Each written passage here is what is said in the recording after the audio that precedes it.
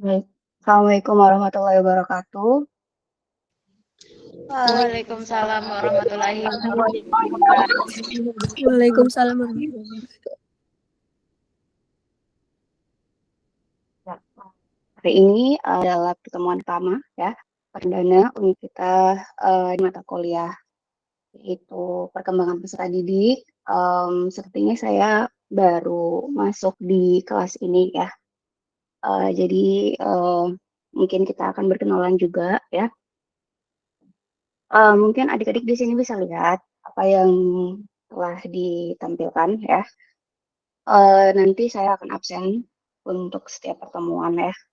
Jadi sebelum mungkin bubar Google Meet ya di akhir sesi kita akan absensi bareng-bareng. Nanti saya akan menyebutkan nama kalian dan tentunya saya akan mengecek orangnya memang ada di situ atau tidak gitu ya. Jadi harap on cam. Baik,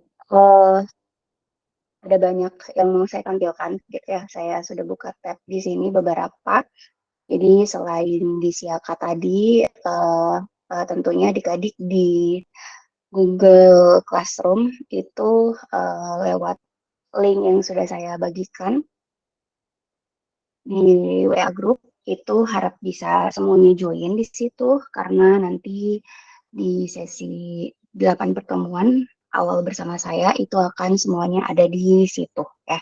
Baik itu pengumuman gitu ya, info materi, tugas, pengumpulan tugas, dan lain-lain itu semuanya ada di situ ya. Jadi untuk mungkin WA group, saya mungkin tidak akan tidak akan pakai WA group ya. Tapi untuk mungkin nanti sama Pak Mursito di 8 sesi selanjutnya, yang kedua itu mungkin beliau akan pakai itu. Jadi tetap saja mungkin bisa ada ya WA group tersebut. Seperti itu. Jadi kalau misalnya ada kendala ketika kalian mau join di Google Classroom itu silakan bisa ditanyakan ke saya gitu ya. Jadi jangan sampai tidak ada yang tidak masuk gitu ya. Dan nanti akan mengakibatkan misalnya ketinggalan info ataupun misalnya tidak lengkap tugasnya dan lain-lain seperti itu. Oke, jadi saya baru saja sebenarnya dikasih tahu oleh Pak Mursito untuk masuk di 8 pertemuan ini gitu ya awal. Jadi dari pertemuan hari ini, pertemuan 1 sampai pertemuan ke-8 itu nanti berarti saya akan fasilitasi adik-adik semua dan nanti di 8 pertemuan selanjutnya setelah UTS jadi dari pertemuan ke-9 sampai pertemuan ke-16 itu nanti akan difasilitasi oleh Pak Mursito seperti itu ya. Mungkin kita kenalan dulu ya biar lebih sedikit akrab. Kenalkan nama saya Vita. Ya, saya pengajar mungkin baru 3 tahun ini mengajar di Prodi Pendidikan Biologi. Saya mungkin konsentrasinya pendidikan ya. Tapi kalau di keilmuan juga saya mengajar di sini mungkin kalian bisa lihat anatomi dan morfologi tumbuhan dan untuk di semester ini semester genap itu ada fisiologi tumbuhan. Ya. Jadi saya majority-nya itu lebih ke pendidikan biologi sama mungkin seperti Pak Mursito dan kalau keilmuan biologinya itu tumbuhan botanik ya. Tapi kalau untuk yang pendidikan pun juga sebenarnya kan ada spesifikasinya gitu ya. Jadi saya lebih ke media, teknologi pembelajaran. Jadi nanti mungkin di semester berikutnya mungkin kita bisa bertemu lagi gitu ya di mata kuliah tersebut. Oke, mungkin itu yang bisa saya kenalkan ke kalian. Rumah saya dekat dari kampus, jadi di perumahan dosen. Di blok C5 nomor 21 gitu ya. Jadi mungkin kalau adik-adik ada yang punya rumah di situ, ngekos di situ ya. Jadi bisa mungkin lewat gitu ya. Kalau ada yang rumahnya di blok B atau A itu ya, itu bisa lewat turun gitu ya, karena blok C itu di bawah. Seperti itu. Mungkin itu ya perkenalan singkatnya. Lalu seperti yang kalian lihat di sini saya sudah menyiapkan topik-topik ya di Google Classroom. Ada RPS, kemudian ada beberapa pertemuan. Temuan kali ini temuan 1. Nanti saya bakal provide rekaman, jadi karena sekarang saya lagi merekam juga, gitu. Jadi nanti kalau misalnya ada yang ketinggalan materi dan lain-lain, entah karena tidak hadir atau kendala jaringan, bisa dibuka file rekamannya, gitu ya. Kemudian di sini juga nanti ada hal penting, gitu ya, yang saya tunjuk di sini. Contoh MindMap 1 itu nanti kita akan bahas ya, kalau sudah mungkin kita sepakati kontrak kuliahnya. Lalu untuk di pertemuan kedua ini sebenarnya untuk minggu depan, jadi silakan dibaca. Ada announcement di situ ya. Dan saya tidak masukkan sebenarnya di sini ya, di tugas kelas itu ada postingan yang paling awal, yaitu buku ya.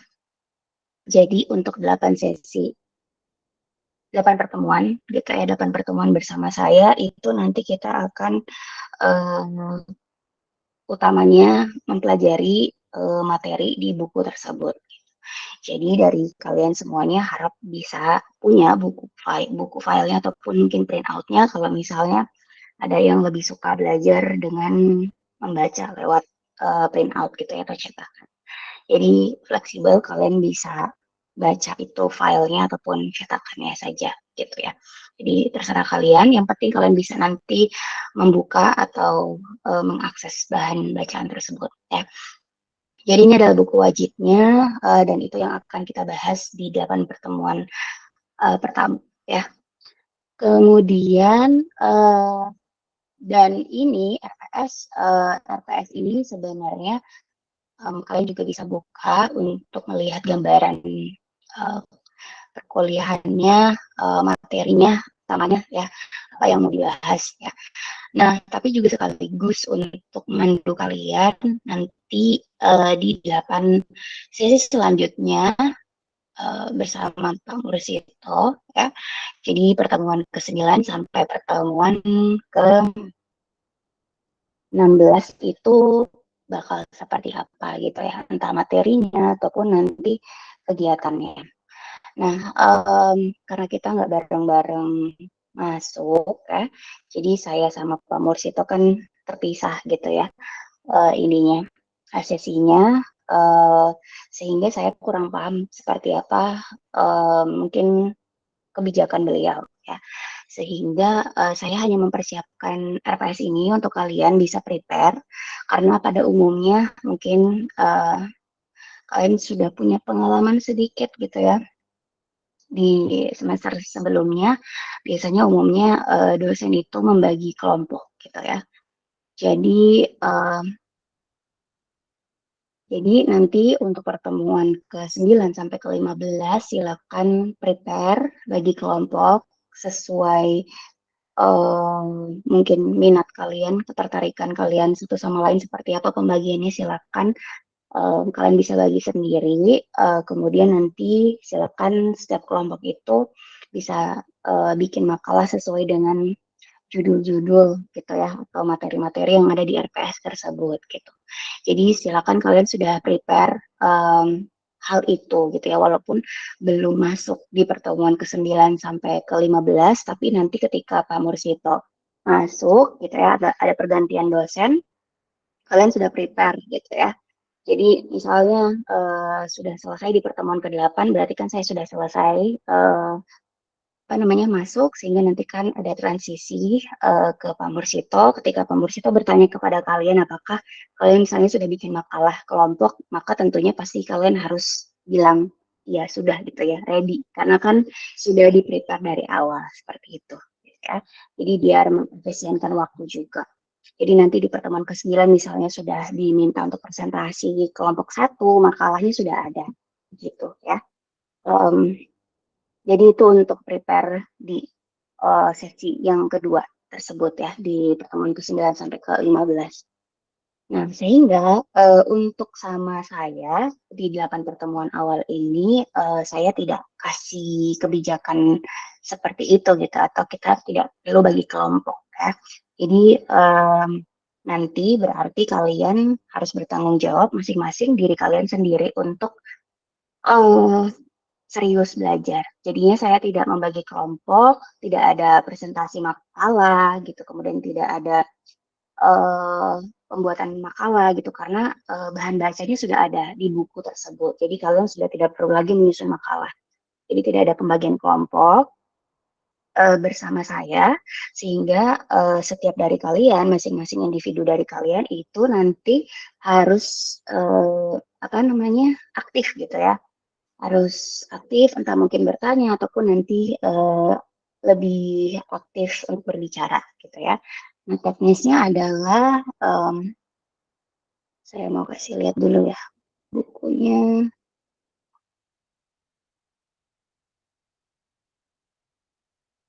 Ini ya, jadi ini buku yang saya dapatkan ebook dan ketika kita lihat di bab di daftar isi itu ada bab 1 sampai bab 8 ya. Jadi nanti kita akan bahas bab 1 sampai bab 7 saja. Bab 8 kita tidak bahas bareng-bareng di Google Meet ini. Jadi silakan kalau misalnya kalian mau merampungkan satu bab terakhir, silakan bisa sendiri gitu atau mandiri ya. Jadi di luar dari kita diskusi di Google Meet ini. Begitu ya. Jadi nanti untuk pertemuan bersama saya mulai dari pertemuan kedua ya, jadi minggu depan sampai pertemuan ketujuh itu kita akan mereview bahan bacaan yang ada di buku ini. Jadi disesuaikan dengan urutan babnya gitu ya.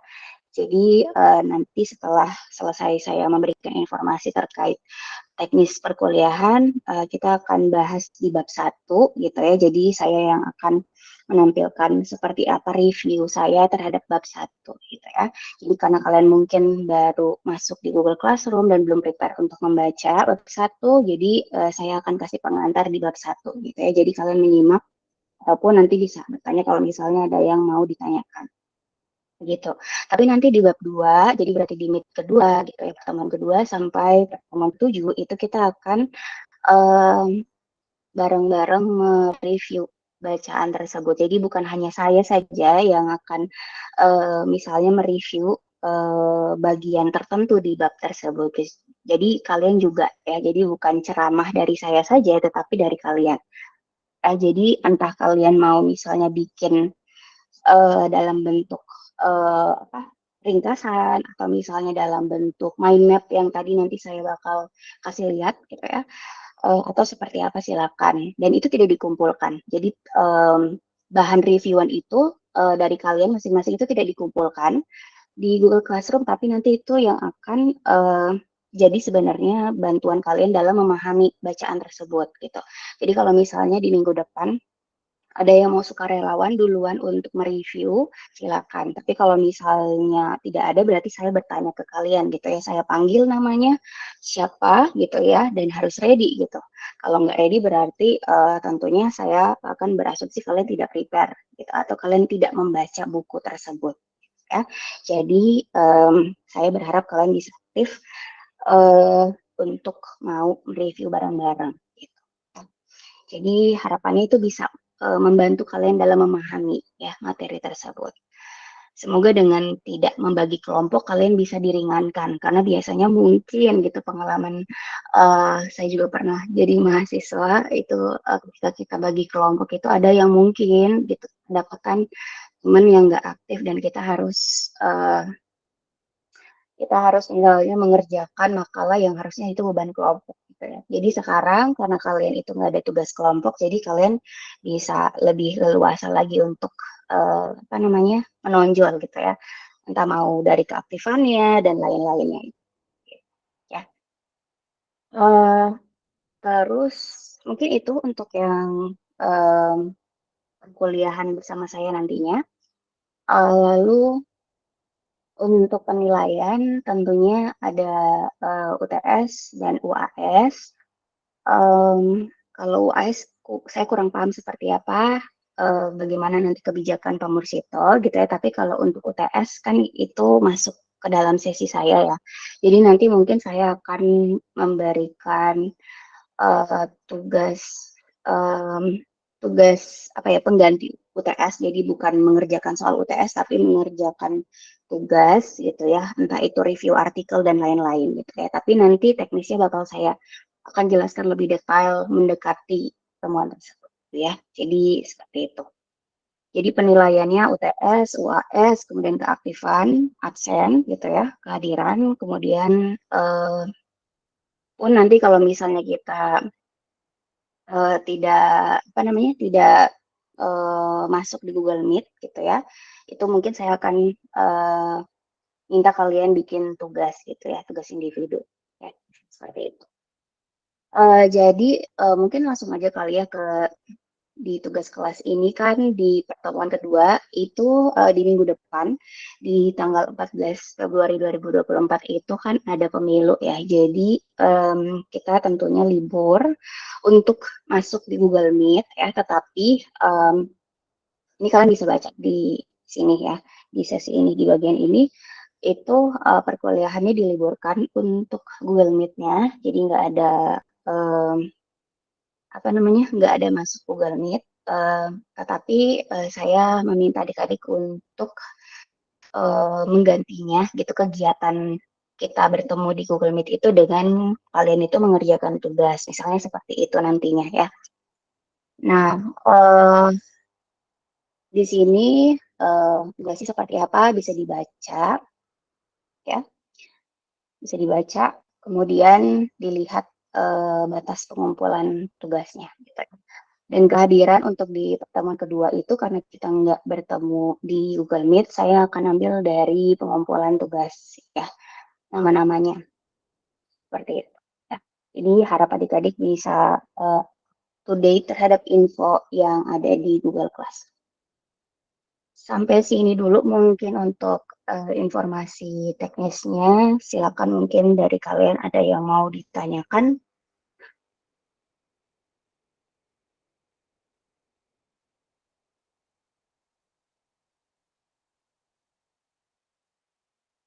Kalau tidak ada berarti so far so good.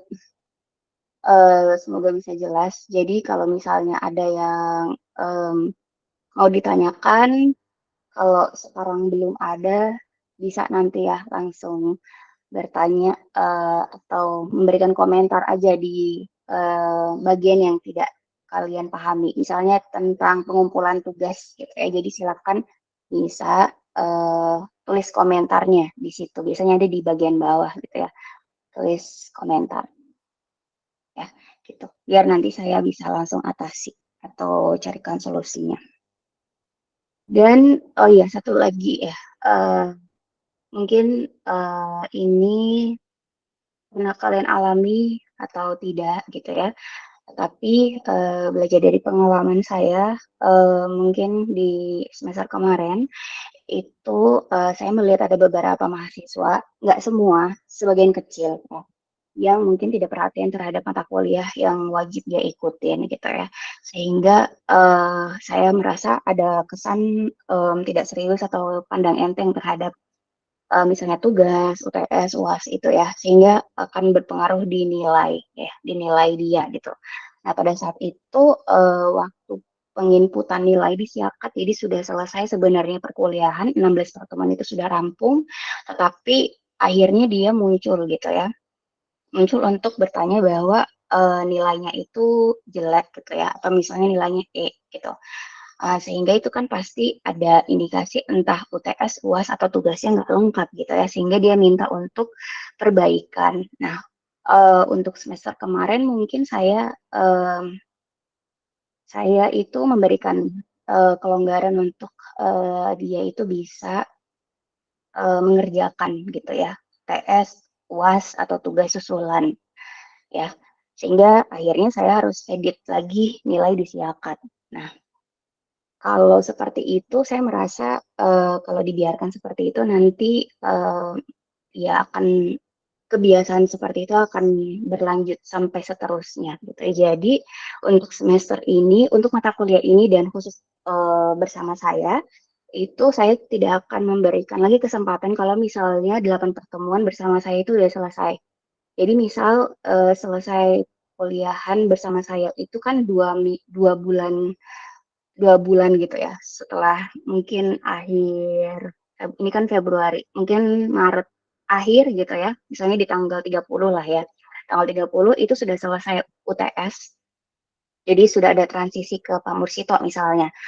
Nah, lewat dari itu, kalau misalnya ada dari kalian misalnya itu tugas atau tidak mengerjakan UTS sehingga nggak lengkap nilainya, maka saya nggak akan kasih dispensasi lagi untuk perbaiki gitu. Jadi makanya kalian harus memanfaatkan waktu 8 pertemuan tersebut bersama saya. Kalau misalnya ada eh, dirasa apa namanya kurang lengkap tugasnya, harap langsung kasih tahu ke saya biar kita bisa langsung tangani cepat gitu.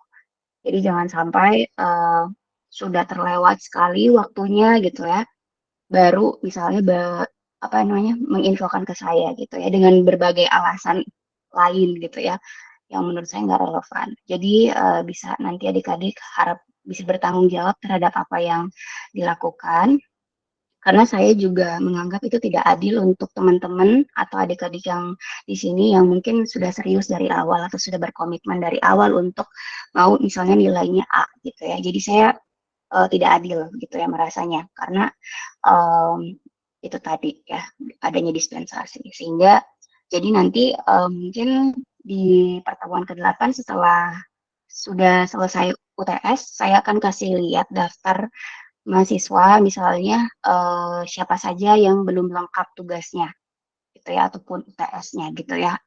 Jadi biar bisa nanti langsung segera ditangani. Gitu. Jadi kalau misalnya saya sudah tampilkan siapa saja dari adik-adik yang mungkin belum lengkap tapi tidak ditindaklanjuti pada saat itu juga maka berarti saya berasumsi bahwa mereka orang-orang tersebut gitu ya yang tidak lengkap tugasnya tidak mau memperbaiki nilai dan berarti sudah ditutup untuk kesempatannya gitu ya dalam melengkapi tugas gitu ya.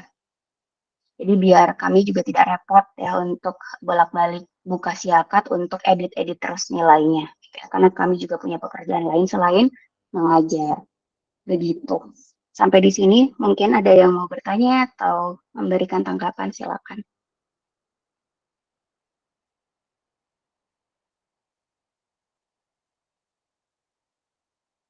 Oke, okay.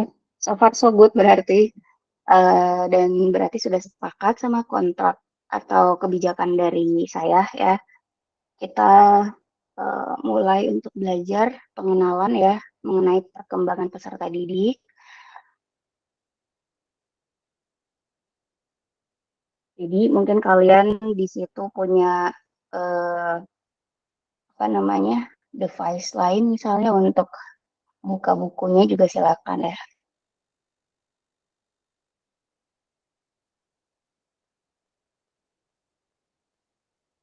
Saya langsung ke sini saja. Oh iya. Oke. Eh,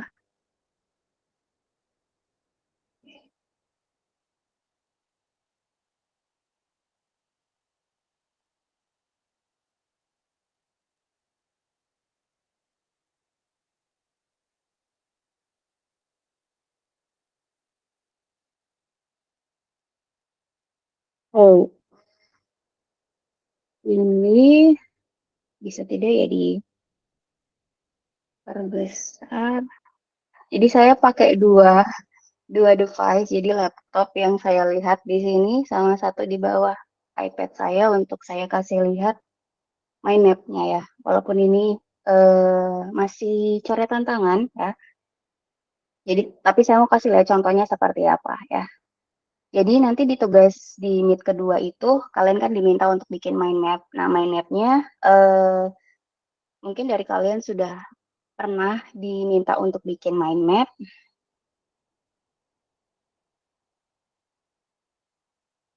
atau ada yang mungkin masih baru. eh Jadi kita nanti bareng-bareng bagaimana caranya bikin mind map ya, gitu. Jadi salah satu sebenarnya metode untuk kita bisa paham terkait materi apapun yang kita mau baca gitu ya, itu dengan kalian bikin mind map ya. Jadi mind map itu peta pikiran, kalian bisa menghubung-hubungkan antara satu ide gagasan dengan gagasan lain.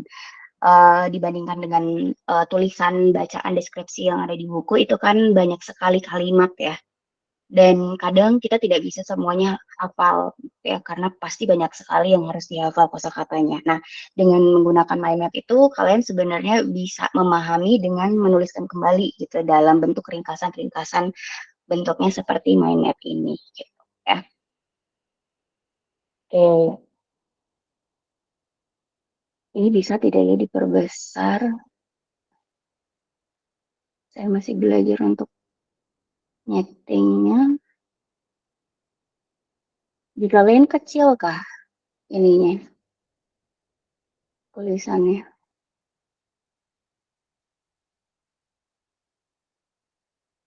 Kecil juga ya.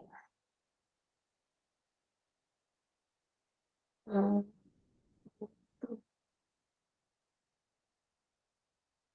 Kalau saya nanti akan eh, zoom in saja ya, biar lebih besar sedikit.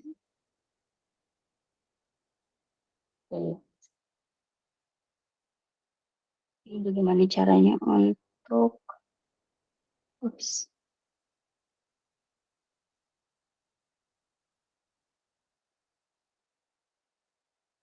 semoga bisa kelihatan ya. Eh, tapi nanti lebih jelasnya kalian bisa lihat sebenarnya contoh mind mapnya itu sudah ada di Google Classroom. Ini versi eh, yang bisa dicoret-coret gitu ya. Jadi silakan nanti bisa dilihat lagi kalau kurang jelas dari sini. Saya melihat saya ada dua juga di sini ya. Karena saya belum tahu bagaimana caranya menggunakan eh, papan tulis virtual di Google Meet ini, gitu ya. Em, tapi juga mau melihat kalian gitu. Jadi kekurangan Google Meet itu. Jadi saya tidak bisa lihat audiens di saat yang bersamaan saya lagi share screen gitu ya. Jadi harap maklum. Oke, semoga bisa kelihatan. Atau saya ubah lagi ya ininya. Eh, hmm. Ya, jadi saya bisa lihat kalian sambil lihat share screen saya di bawah ini. Ya. By the way, kenapa saya memilih Google Meet dibandingkan Zoom? Karena ini kalau Google Meet itu ada batas waktu ya. Kalau dia gratis itu kan 60 menit kalau nggak salah. Sementara kita ada waktu itu 100 menit. Jadi saya itu nggak pakai yang pro. Sorry, nggak pakai yang gratis, tapi pakai yang pro, yang berbayar. Gitu ya. Dibandingkan dengan Zoom, Google Meet itu lebih murah gitu. Jadi saya ambil Google Meet untuk 1 bulan ini gitu ya.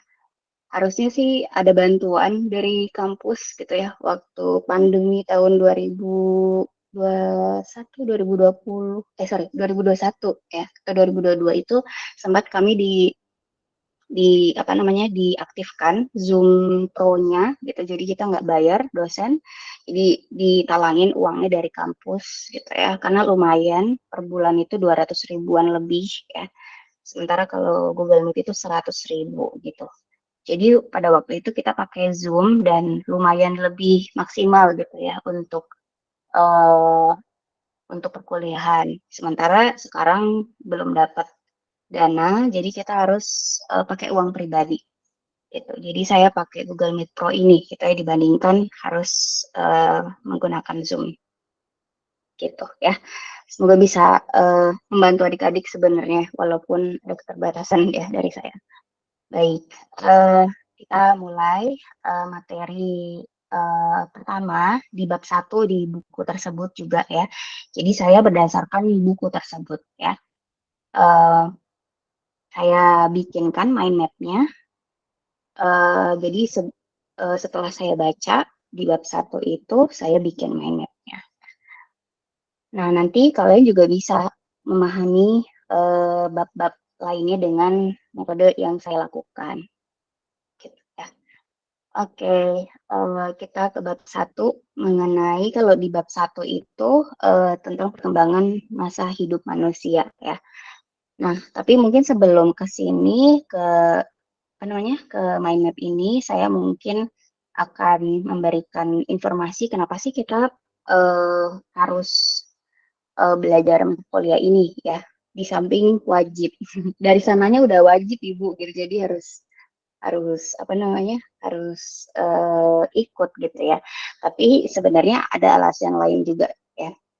Jadi mata kuliah ini itu kan mata kuliah perkembangan peserta didik ya. Nah,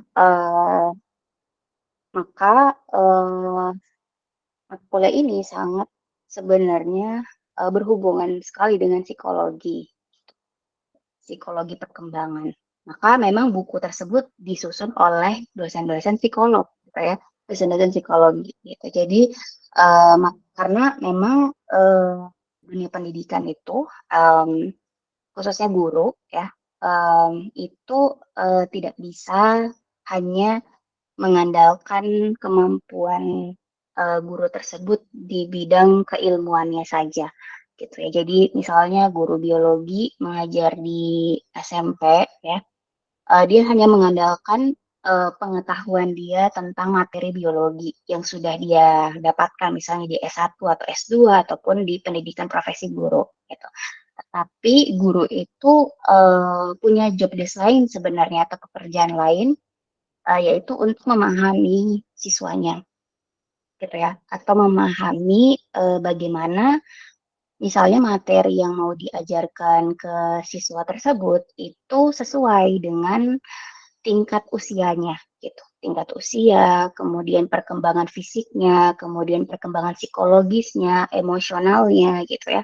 Sikapnya itu gitu ya. Jadi guru itu selain mentransfer informasi atau materi gitu ya dari otak dia, dari otak guru ke siswa, tapi juga harus tahu caranya bagaimana mendeliver atau menyampaikan materi tersebut bisa dipahami oleh siswa tersebut dengan mudah gitu. Nah, caranya adalah si guru itu harus punya pemahaman uh, si siswanya gitu ya. Mengajar di SMP dengan mengajar di SMA itu beda gitu ya. Walaupun misalnya yang kalian sudah ketahui, kalian kan sudah lewat ya SMP SMA, mungkin kalian ingat bahwa materi di SMP dan SMA, materi biologi itu sebenarnya babnya sama judulnya gitu. Misalnya sama-sama kalau di SMP itu ada mempelajari sistem tubuh gitu ya, sistem pencernaan misalnya di SMP. Tapi di SMA juga diajarkan gitu, sistem pencernaan. Nah, lalu apa bedanya gitu? Bedanya adalah dari kedalamannya. Gitu. Jadi semakin dalam materi tersebut diajarkan kalau di SMA. Kalau di SMP materinya itu masih pengenalan gitu, masih di permukaan saja. Nah, guru paham kan materi tersebut gitu ya, kedalamannya, seberapa luas materi tersebut diajarkan. Tetapi guru juga akhirnya kan harus memikirkan bagaimana materi tersebut itu bisa nanti diterima dengan mudah oleh siswanya gitu ya. Jadi siswa SMP dengan siswa SMA itu cara mereka memahami sesuatu bisa saja ada bedanya gitu. Misalkan kalau anak SMP itu kan mereka tidak bisa terlalu banyak diberikan apa ya informasi gitu ya dalam satu waktu gitu ya karena mereka punya daya tangkap yang terbatas misalnya gitu ya atau misalnya fokusnya atau konsentrasinya juga terbatas gitu ya mereka mungkin lebih cepat terganggu konsentrasinya karena mereka masih sering bermain gitu sama teman-temannya sambil belajar di kelas. Tapi kalau misalnya gurunya itu mengajarkan di SMA, itu kan siswanya uh, lebih dewasa dibandingkan siswa SMP. Lalu mereka bisa lebih konsentrasi lebih lama gitu ya. Mereka sudah punya tingkat kedewasaan dalam berpikir, mereka lebih mudah memahami sesuatu misalnya. Jadi mereka lebih dewasa sehingga si guru itu mungkin lebih mudah gitu memahamkan gitu ya atau memberikan informasi yang lebih banyak gitu ya, lebih banyak, lebih dalam lagi atau lebih rumit lagi gitu ya ke siswa SMA gitu ya. Kalau dibalik bagaimana? Kalau dibalik misalnya karena gurunya itu tidak memahami perkembangan siswanya gitu ya, ada perbedaan gitu ya dari tingkat usia gitu ya, maka ya bisa saja guru itu tidak peduli bahwa si tingkat usia ini tuh sangat mempengaruhi nanti si siswanya memahami sesuatu gitu ya. Jadi kalau misalnya gurunya itu mengajar di SMP tapi pakai treatment di SMA itu kan nanti akan tidak efektif, akan terbuang waktunya gitu ya. Dan mungkin bisa saja hasil belajarnya sangat rendah karena si siswanya nggak paham gurunya itu ngomong apa sih gitu, nggak paham tentang kosakatanya mungkin karena rumit gitu ya.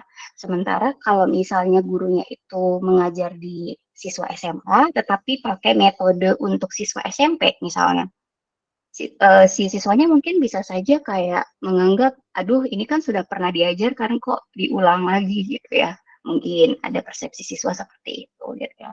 Atau mereka mungkin cenderung tidak berminat atau termotivasi karena sudah ada pengulangannya lagi gitu ya di SMA gitu. Jadi nggak ada kebaruan yang mereka dapatkan misalnya di SMA. Atau mungkin bosan gitu ya terhadap materinya karena tidak ada sesuatu yang menarik gitu, yang baru lagi yang mereka dapatkan begitu ya.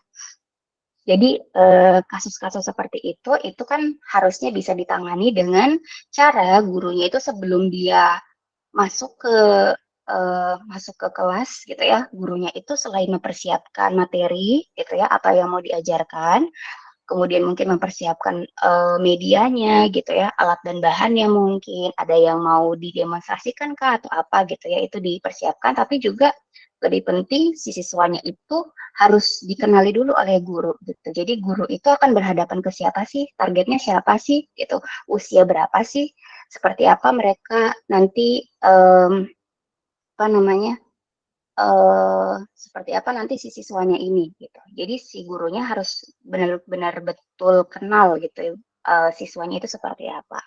Sehingga nanti ketika gurunya itu masuk ke kelas, materi yang diajarkan itu, metode yang dia pakai untuk apa ya, mendeliver gitu ya atau menyampaikan gitu ya, itu tepat sasaran gitu, efektif juga gitu ya. Jadi seperti itu.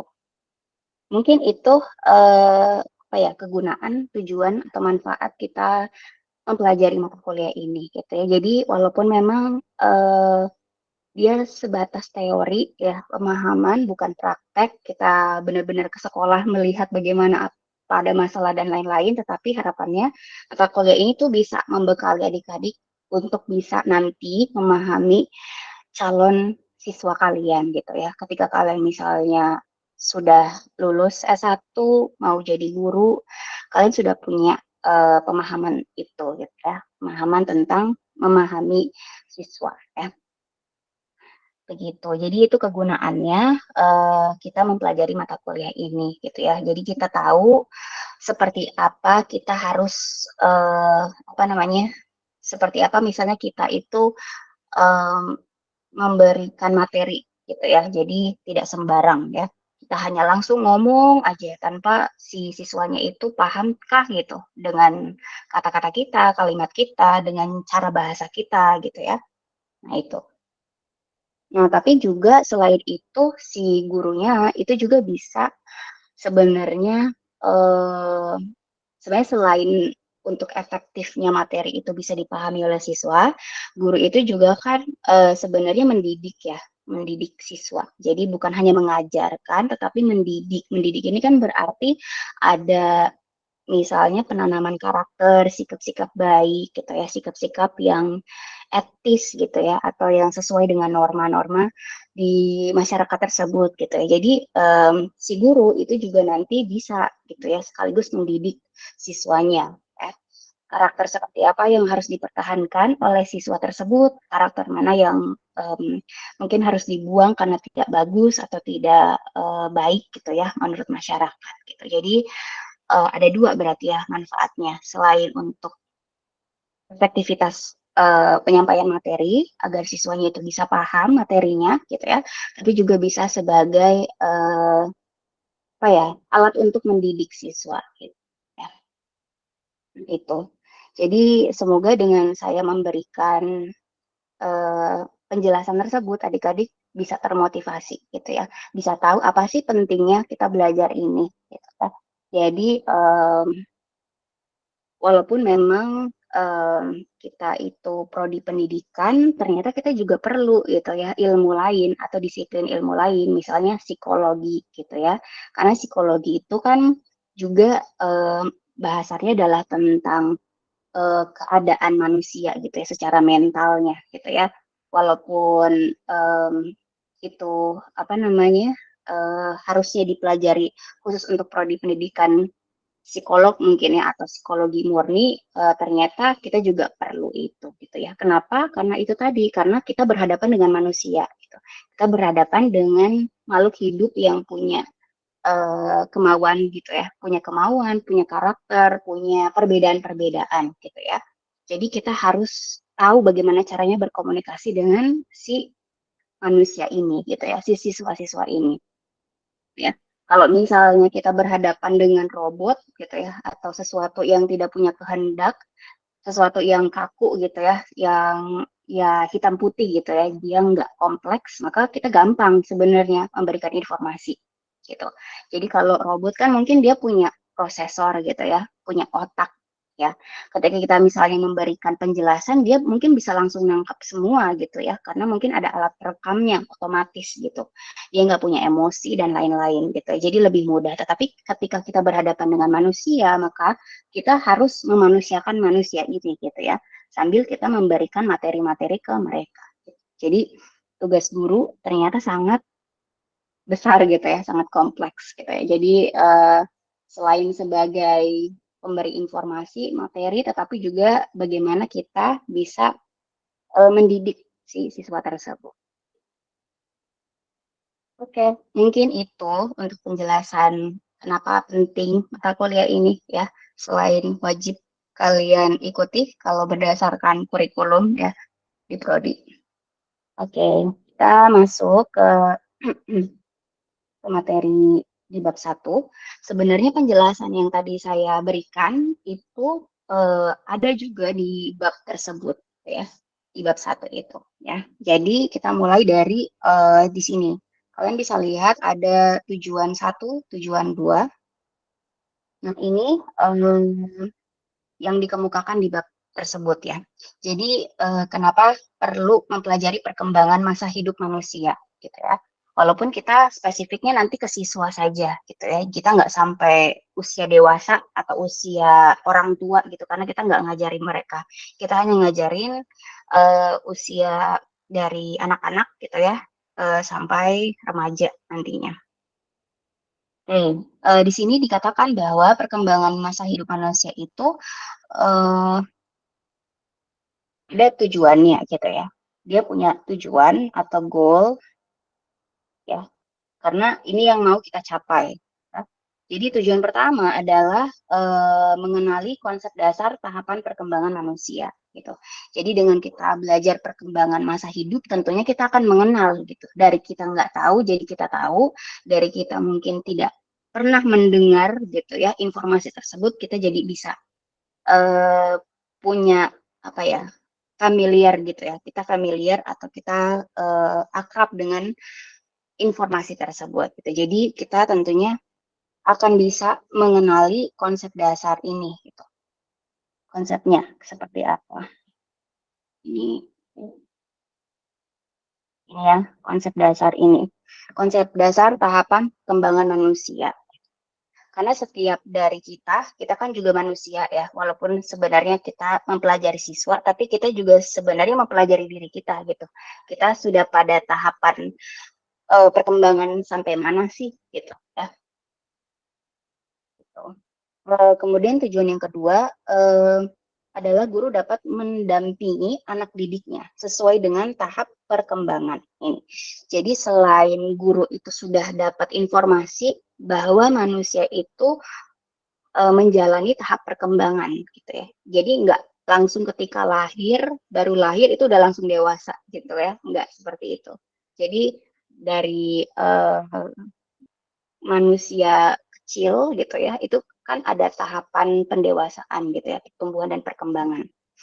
Jadi ada tahapan perkembangan. Jadi selain guru tahu informasi tahapan perkembangan manusia, akhirnya nanti guru juga akan mengaplikasikan atau menerapkan informasi tersebut untuk bisa um, menjadi pendamping yang baik gitu selama dia di kelas. Selama guru itu mengajar di kelas, guru itu juga mendampingi gitu ya, atau misalnya membantu siswa tersebut gitu ya kalau siswa tersebut mengalami kesulitan. Nah, gitu. Nah, ini ada tujuannya tadi ya, ada tujuan pertama dan tujuan kedua. Lalu dari dua tujuan ini ya, itu nanti akan kita capai dengan kita mempelajari materi yang ada di sampingnya ini gitu ya. Nah, perkembangan masa hidup manusia ini tuh tadi kan berarti ada proses perubahan gitu ya, perubahan yang berlaku terus menerus gitu ya, sampai misalnya manusia itu mati gitu ya. Jadi terjadi perubahan perubahan yang bertahap. Nah, perubahannya itu bisa dilihat dari perubahan.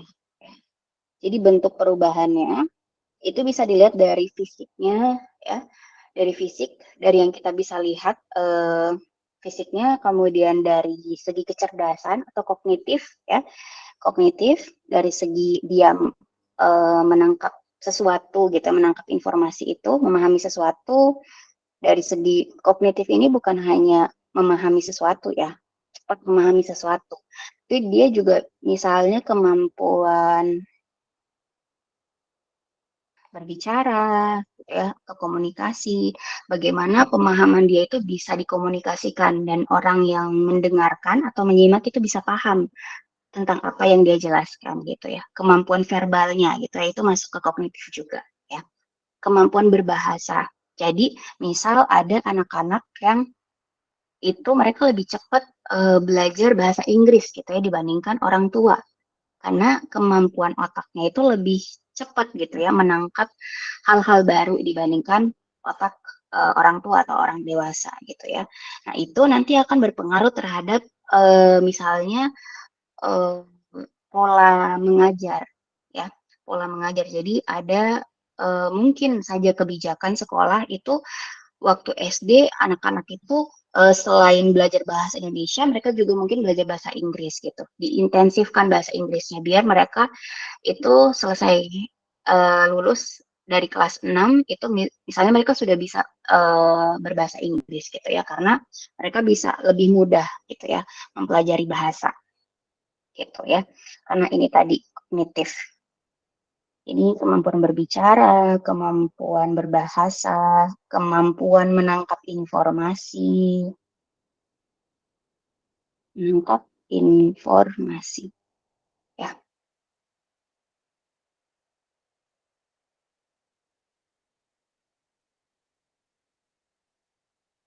Hmm.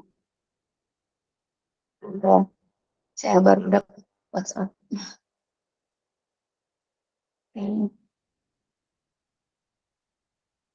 Oke, kita lanjutkan dulu. Itu ya, jadi tadi ada perubahan-perubahan yang akan dialami oleh setiap manusia pada setiap tahap perkembangan.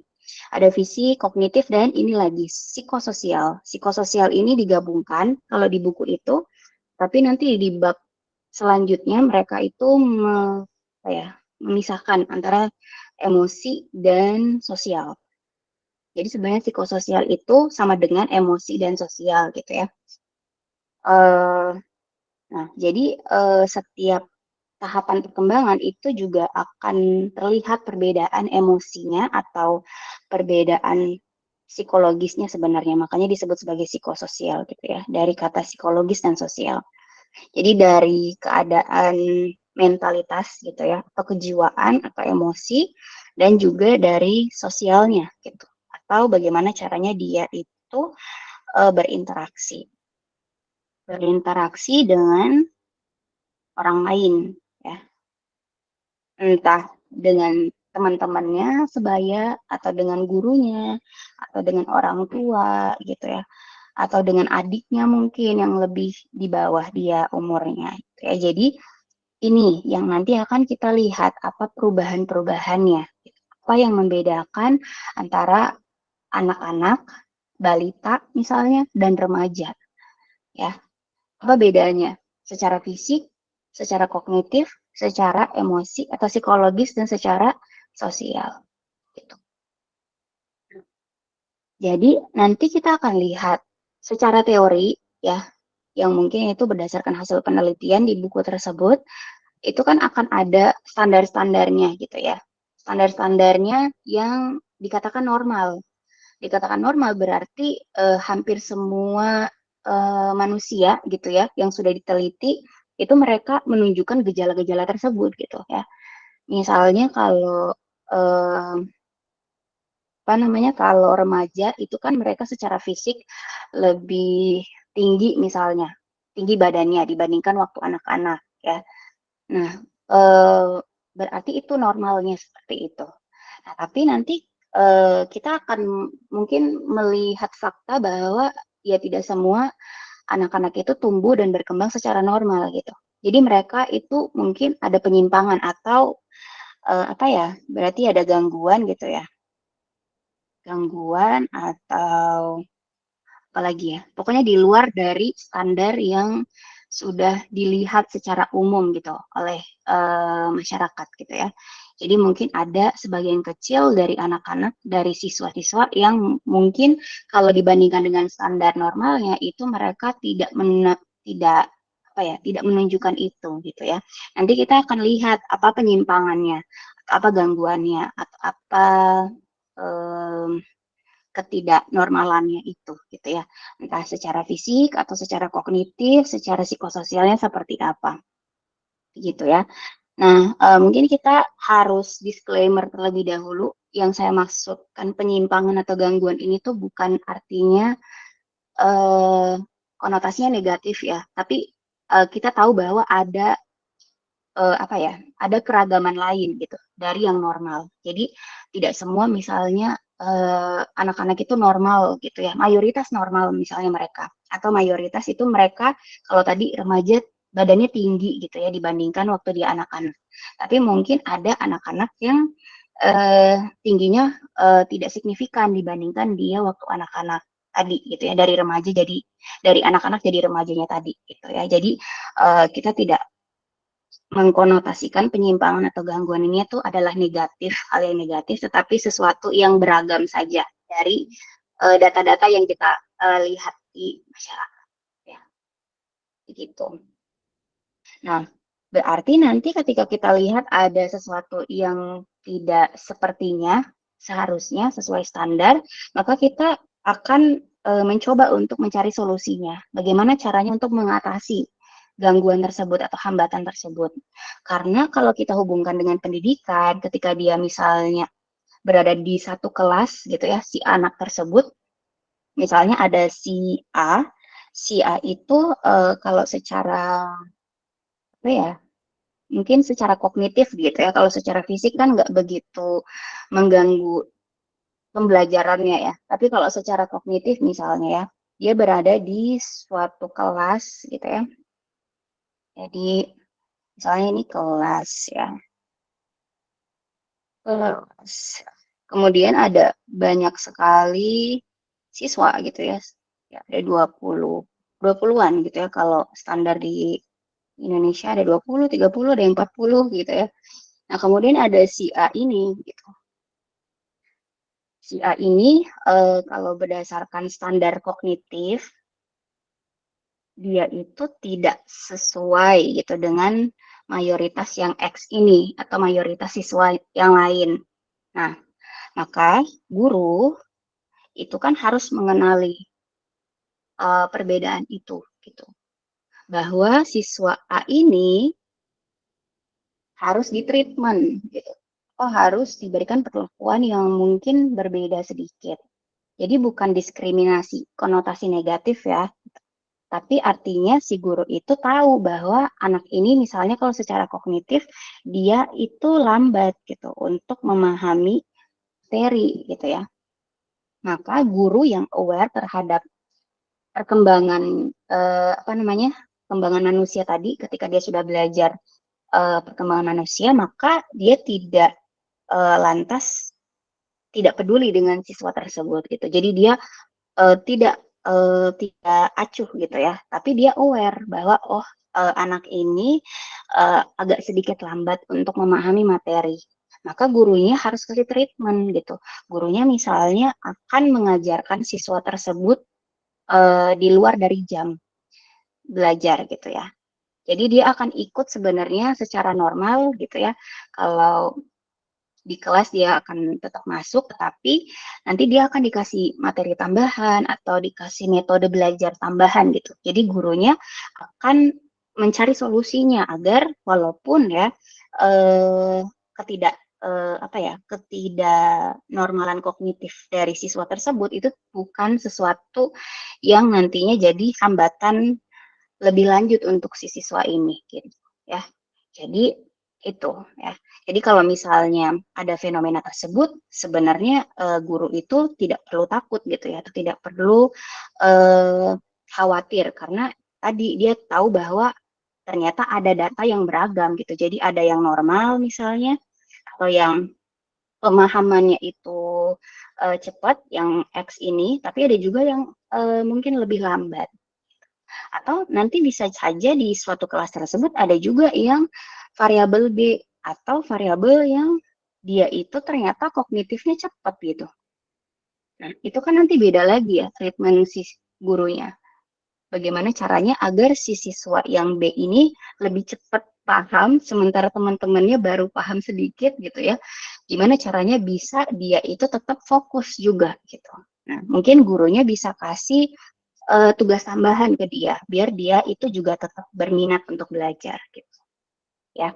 Mungkin akan ada fenomena-fenomena seperti itu di sekolah ya, dan itu sebenarnya wajar-wajar saja karena tadi manusia itu beragam ya.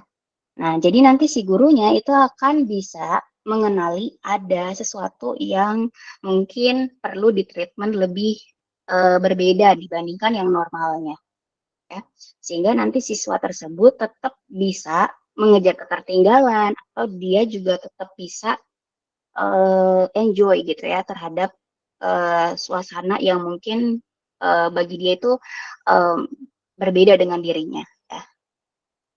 Oke, itu jadi uh, setelah itu kita udah tahu ya bentuk-bentuk perubahan, kemudian ada keadaan di mana mayoritas itu normal dan ada yang mungkin minoritas yang terhambat ya. Nah, di sini saya juga masih lanjut lagi ya dari materi tersebut.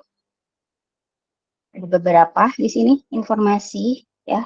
Tapi mungkin sebelum saya lanjut, silakan kalau ada yang mau ditanyakan sekaligus kita break sebentar dulu karena dari tadi saya bicara. Silakan ya kalau ada. Oke, boleh kita break dulu sebentar. Saya mau izin keluar dulu.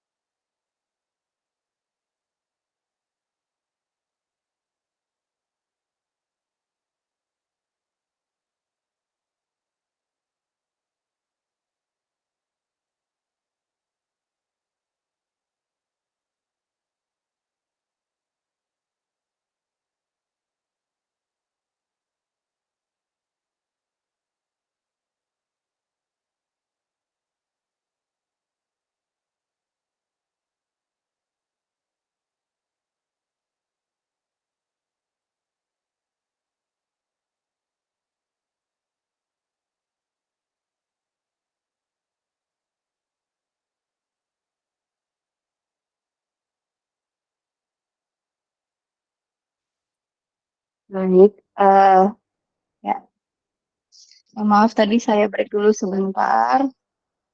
Jadi kita bisa lanjutkan lagi ya. Masih ada sedikit lagi yang saya mau sampaikan karena belum selesai materinya. Jadi ada yang mau ditanyakan kah sejauh ini? Silakan.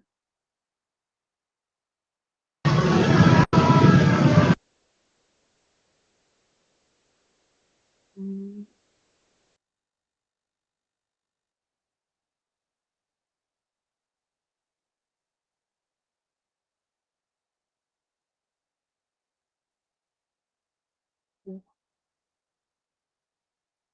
tidak ada ya.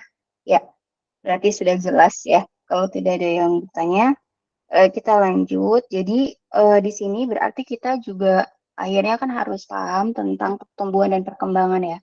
Apa definisi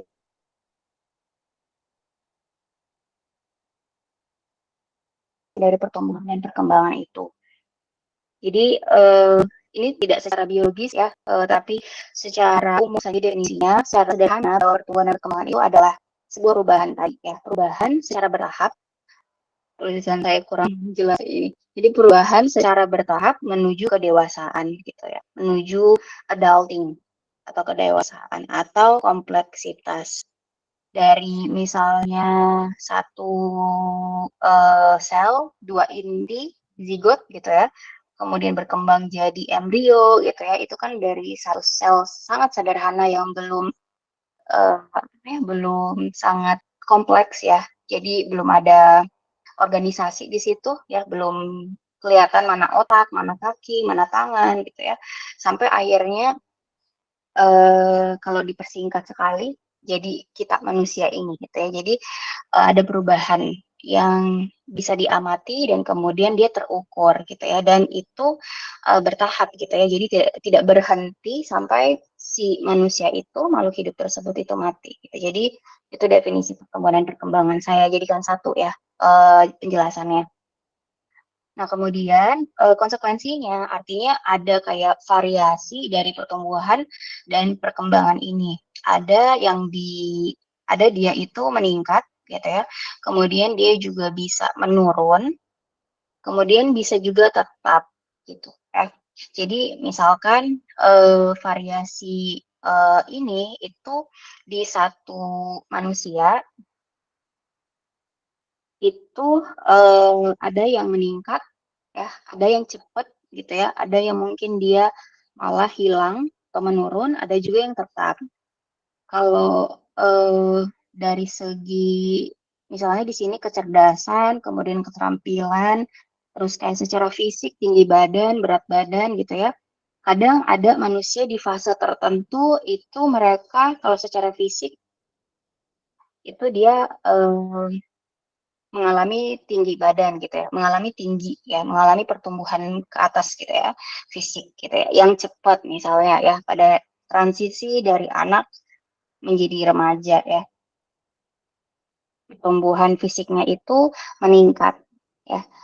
Nah, terus juga pertumbuhan dari segi kecerdasan dia juga mungkin uh, lebih apa ya, lebih paham sesuatu cepat itu juga bisa. Terus dia misalnya pada saat itu mempelajari skill-skill tertentu, maka dia punya keterampilan gitu ya, jadi meningkat.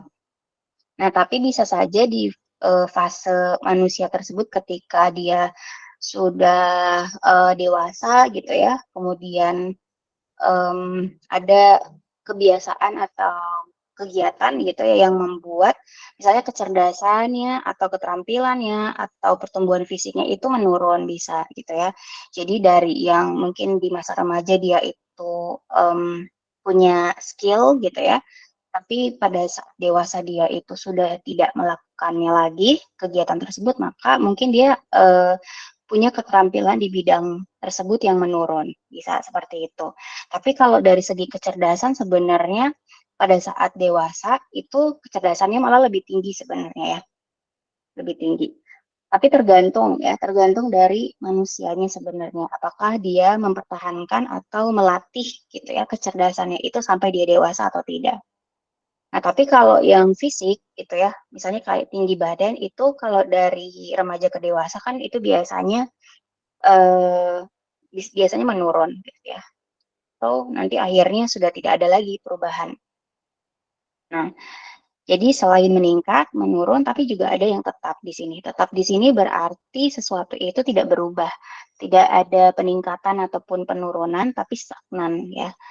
Misalnya tadi tinggi badan gitu ya. Tinggi badan itu bisa dikatakan stagnan kalau dia sudah berada pada fase dewasa gitu ya.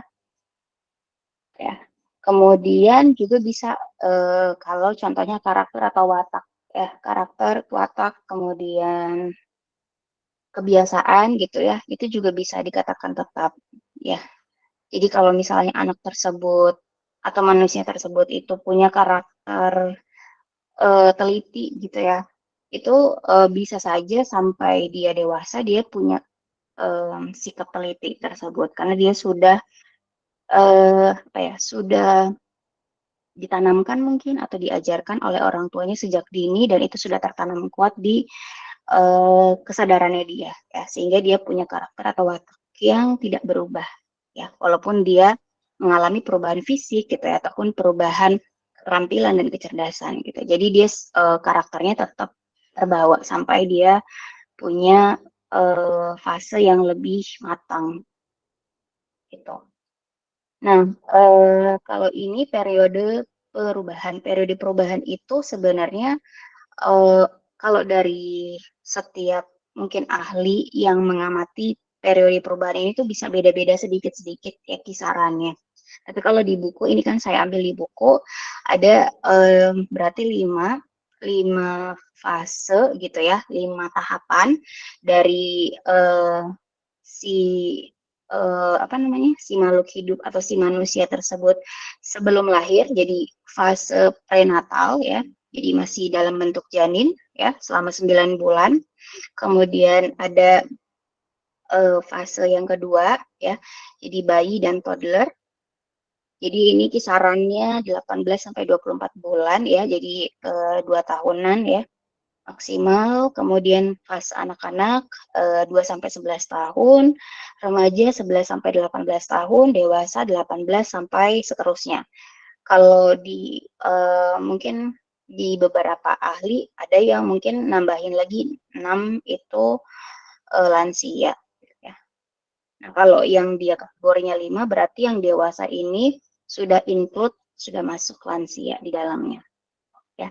Jadi pasti ada sedikit perbedaan dari pembagian tahapan dan juga dari kategori umurnya. Nah, lalu di sini ada karakteristik. Karakteristik ini adalah ciri-ciri yang bisa menjelaskan apa sih pertumbuhan dan perkembangan itu.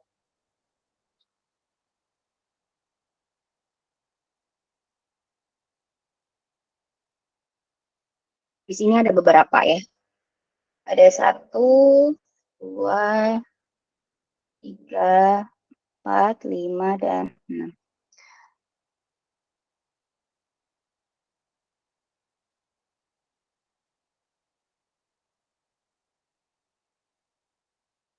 Yang pertama, pertumbuhan dan perkembangan itu sepanjang hidup. Jadi prosesnya itu berlangsung sepanjang hidup.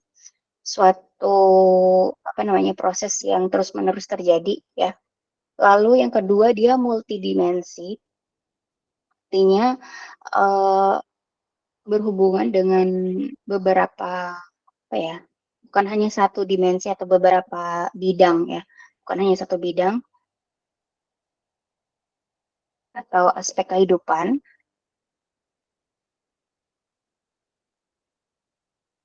Jadi nanti kita bisa lihat bahwa akan ada perubahan-perubahan yang berbeda-beda gitu ya. Ada dari segi fisiknya misalnya, dari segi kognitifnya tadi, kemudian dari segi psikologis, kemudian segi sosialnya gitu ya.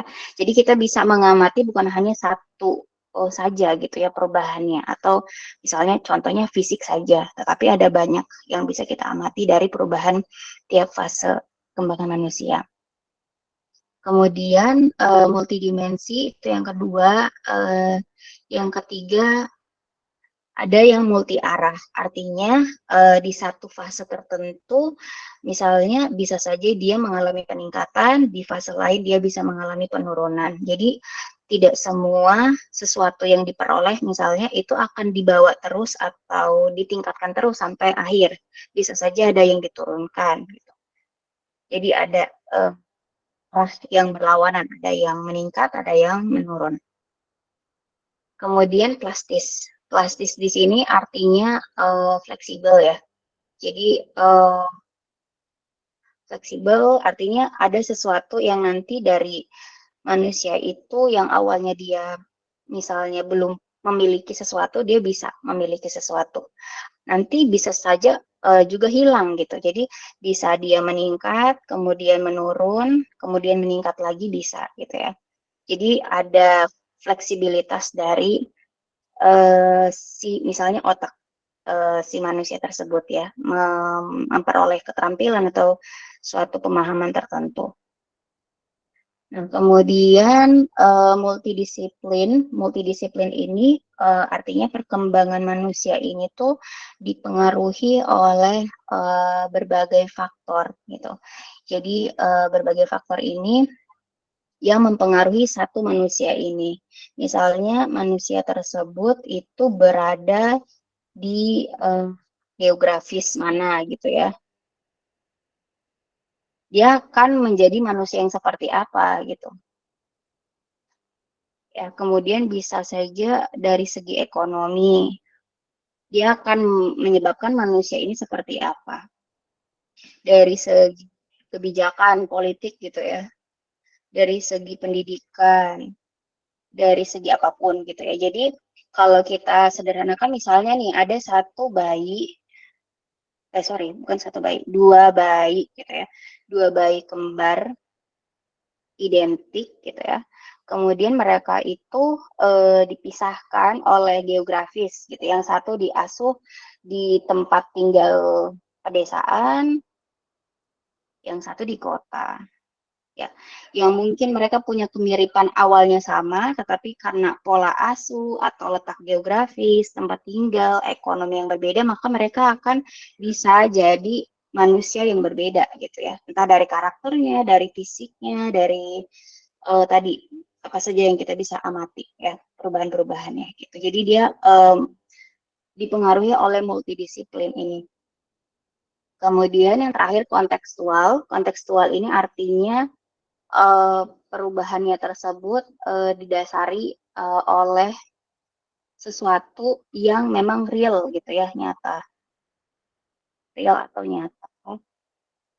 Atau ada pengalaman yang terjadi di situ sehingga dia bisa memiliki misalnya fisik yang berbeda atau tadi sosial kemampuan sosial yang berbeda gitu ya.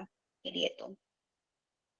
Tapi kalau di buku ini, kalau kalian lihat di halaman ke-7, itu ada dua lagi sebenarnya karakteristiknya yang tidak saya masukkan ke sini karena menurut saya dua pembagian terakhir, nomor 7 dan nomor 8, itu sudah masuk sebenarnya di pembagian yang sudah ada ini. Gitu. Jadi saya tidak mengulangi lagi. Gitu. Oke, mungkin itu yang bisa saya jelaskan. Kalau ini apa tadi? Agar adaptif dari program. Oh, oke. Ini sebenarnya tujuan pertumbuhan dan perkembangan itu ya. Jadi manusia itu kenapa sih harus mengalami pertumbuhan dan perkembangan? Karena mau nggak mau kalau dia mau survive atau dia apa namanya? Dia survive ya intinya itu dia harus adaptif gitu ya. Dia harus adaptif, maka akan terjadi perubahan-perubahan yang ada dalam dirinya gitu. Dan perubahan tersebut sebenarnya faktornya dari luar misalnya, gitu ya. Dan juga bisa faktor biologisnya tadi. Gitu. Jadi ini berkaitan antara faktor luar atau lingkungan dengan faktor di dalam tubuhnya, merespon si lingkungan tersebut. Gitu. Jadi itu tujuan, ini berarti tujuan ya, tujuan dari pertumbuhan dan perkembangan itu. Oke, mungkin itu ya yang bisa saya tambahkan. Semoga ada yang bisa dipahami dari apa yang saya jelaskan. Untuk lebih lengkapnya, silakan bisa dibaca lagi apa yang tadi saya jelaskan di bab 1. Semoga yang saya jelaskan ini tuh sesedikit mungkin bisa kalian pahami sebagai dasar kalian untuk memahami bacaan-bacaan di bab-bab selanjutnya. Ya, any question? Silakan kalau ada yang mau bertanya.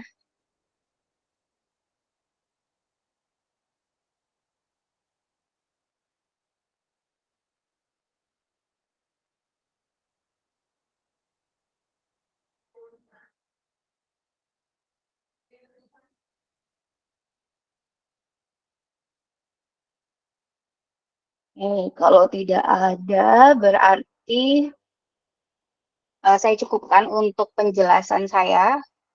Saya takutnya tambah banyak yang saya jelaskan, tapi ini sebenarnya intinya ya. Ada banyak yang saya tidak masukkan ke dalam mind map saya, tetapi um, yang saya rasa penting ini yang saya masukkan di mind map gitu ya. Jadi kalau kalian mau ada tambahan lain informasi silakan dibaca di bab 1 itu ya. Dan jadinya mind map ini mungkin akan berbeda dengan mind map yang ada uh, di Google Classroom karena saya sudah edit-edit apa yang sudah ada di Google Classroom ini sudah saya coret-coret lagi. Jadi kalian pun ketika kalian bikin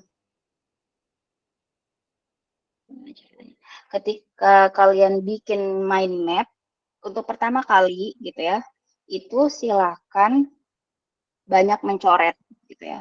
Banyak kegiatan motorik, kegiatan kita itu nulis gitu ya. Karena kalau secara psikologis mungkin informasi bahwa semakin kita itu belajar sesuatu dengan kita itu aktif melakukan sesuatu, bukan hanya menyimak seperti kalian sekarang menyimak saya, tapi juga melihat ya. Melihat itu artinya apa yang dijelaskan itu ada visualisasinya. Walaupun itu kata-kata ya. Dan mungkin kalian berbicara lagi gitu. Jadi kalian menjelaskan sendiri sambil bikin mind map. Terus kemudian kalian menggunakan tangan kalian untuk mencatat itu, gitu ya, mempraktekkan, maka itu semakin lebih memahami sesuatunya itu dengan lebih mudah lagi dibandingkan dengan hanya menyimak saja atau mendengarkan saja atau membaca saja. Jadi kalau semakin banyak unsur-unsur di dalam kalian belajar itu semakin semakin pemahaman itu tertangkap kuat di otak kita gitu ya. Jadi silakan nanti kalian bikin mind map boleh model kayak saya tadi gitu ya. Alurnya seperti itu tapi silakan bentuk lain pun juga nggak apa-apa gitu. Dan itu nanti kalian kerjakan di Meet kedua karena di Meet kedua itu kita kan nggak masuk di Google Classroom ya. Jadi kegiatan perkuliahannya itu adalah belajar mandiri dan bikin mind map sendiri. Nanti saya akan lihat seperti apa hasilnya. Ya. Nah, terus dibandingkan dengan mind map saya, tentunya ini tulisan tangan ya. Jadi saya harus menjelaskan lagi ke kalian walaupun sudah terlihat tadi. Nah, nanti kalau di tugas kalian, kalian bikinnya yang rapi, bisa di Canva. Di Canva itu dia punya menu untuk bikin mind map ya. Jadi silakan dieksplor lebih lanjut. Untuk saya nanti biar bisa lihatnya dengan jelas tulisan-tulisannya ataupun hubungan-hubungannya, tanda panahnya itu, gitu ya. Oke, mungkin itu saja berarti untuk pertemuan kali ini. Semoga bermanfaat ya dan bisa memotivasi kalian belajar. Kalau tidak ada lagi yang mau ditanyakan, berarti cukup sekian. Sebelum saya tutup, kita sesuai janji saya akan absen. Absensi disiapkan.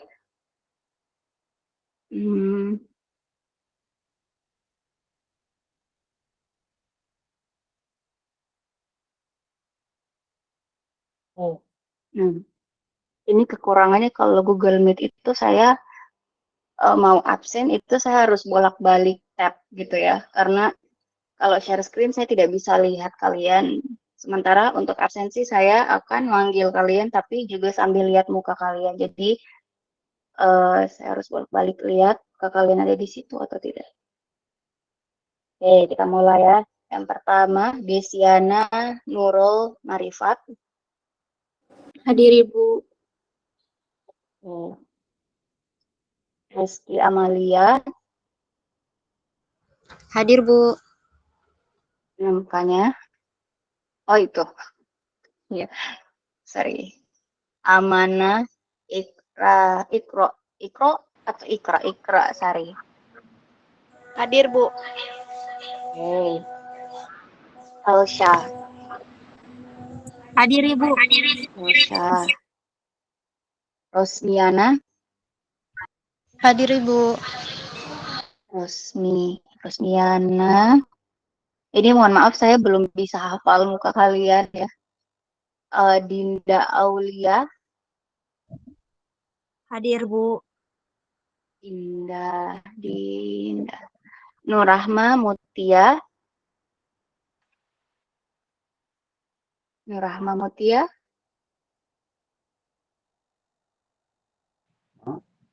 Hadir Bu. Nah. Oh, Nurrahma Mutia. Mau dikasih apa tuh kasih hadir? Hadir Bu. Hadir ya. Oke. Nur. Oh, ini beda lagi. Nur Mutia. Nur Mutia. Nur Mutia. Muhammad Lutfi.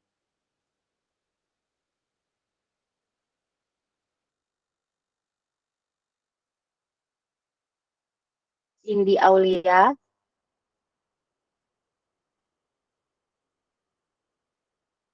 Hadir Ibu. Cindy Aulia. Kami Ibu. Mulu. Tadi dipanggil kemana? Tidak saya bicara Ibu, tidak tabu kami Ibu. Salah Maaf, saya. Ibu. Ya, oke. Mau dikasih hadir atau kasih alfa? Hadir Ibu, hadir. Iya. Oke. Isra Abdurrahman. Hadir Ibu. Isra Suci. Hadir Ibu. Suci. Nurrahma. Hadir Bu. Udah. Ini tapi sama siapa tadi? Nebeng sama siapa tadi? Sama Rosmiana Ibu. Nurrahma. Izzat.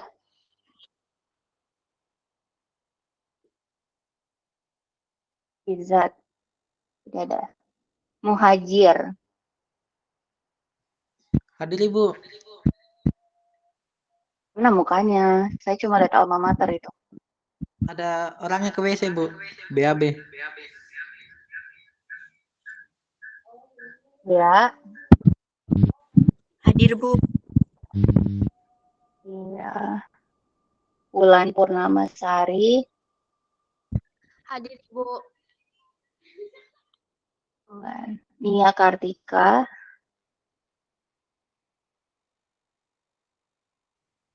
Hadir Ibu. Nurul Zagita. Hadir Ibu. Husni. Hadir Bu. Husni. Firmansyah. Hadir Bu. Firmansyah. Iona. Hadir Ibu. Nilu. Hadir Ibu. Reski. Amalia. Hadir Bu. Hadir Bu. Ya. Hadir Ibu. Citra.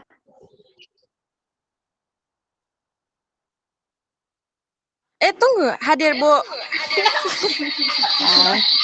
Ningsih.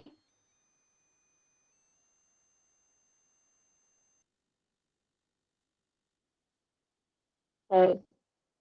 Ada 2 orang yang tidak hadir di sini. Ada yang tadi saya tidak sebutkan namanya, boleh kasih tahu ke saya?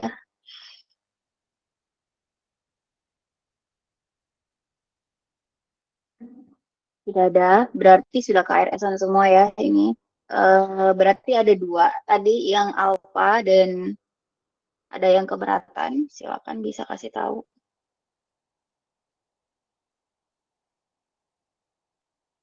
Kalau tidak ada, berarti saya sudah simpan permanen. Artinya berarti sudah tidak bisa saya ganggu gugat lagi ya. Ada lagi kah yang mau diedit di sini? Yang tadi alfa.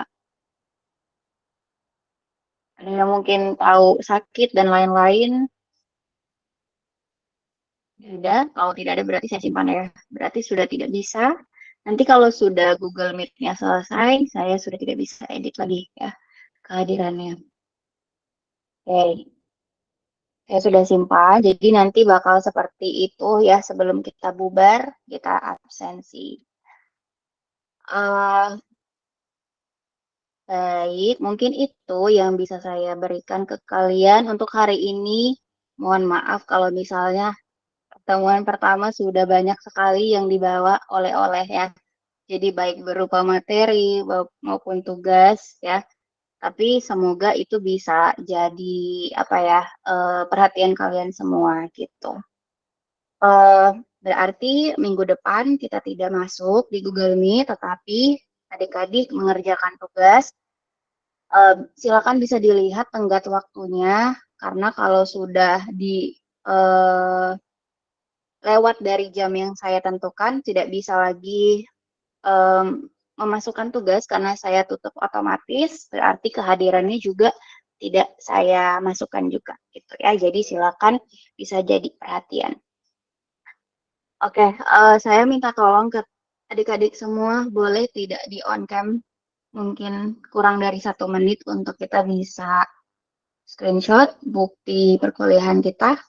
Silakan bisa dibuka semuanya ya, biar kita bisa lihat satu-satu mukanya. Dan saya minta tolong, ada tidak yang dari kalian pakai laptop? Boleh minta tolong screenshotkan, karena saya laptopnya tidak bisa menampilkan semua. Jadi nanti yang lainnya nggak bakal kelihatan. Boleh minta tolong siapa dari kalian 1 orang?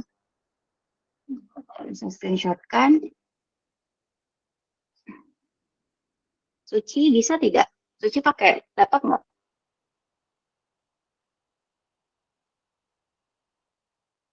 Di unmute sayang, boleh di mute. Sorry, di mute tadi. Boleh di unmute dulu, biar saya bisa dengar suaranya.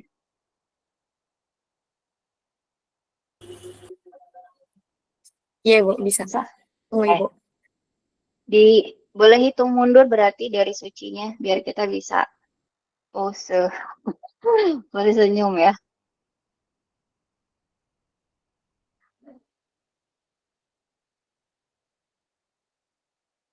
Kalian ada kuliah lagi habis ini? Ada, Bu. Selesai ini, Bu. Langsung masuk lagi. Online Offline. atau online? Offline, Ibu. Suci sudah bisa belum?